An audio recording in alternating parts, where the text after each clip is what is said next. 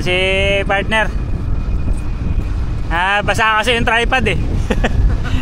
Basa yung tripod Halsi ka na na alon. Oh, diba?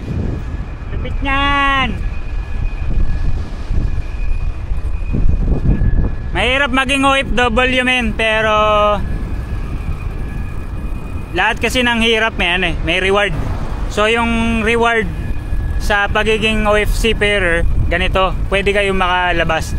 Pwede nyong ma-enjoy yung lugar na pupuntahan ng barko nyo. Kaya, ayan. Ayan yung barko namin, nasa gilid lang.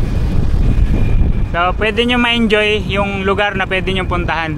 Nakakatawa kasi first time ko nga, inuulit ko nga, na first time ko na makapunta sa isang lugar na yung terminal, ito.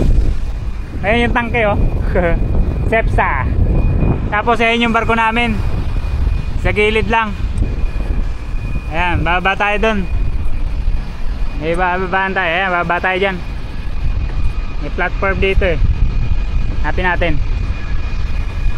Ganda dyan.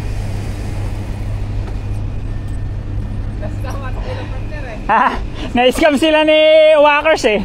Sabi lilibre daw na taxi.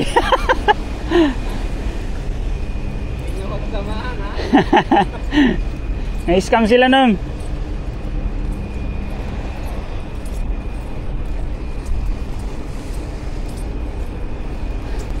Sakto to. Dahil mamaya gutom na kami. Saktong-sakto yung baon namin. May baon kami ni partner Clyde. Oh, partner. Cheers. Cheers. Ayan pagkain namin. Ayan yung barko namin, Kita niyo yan? Kain muna kami.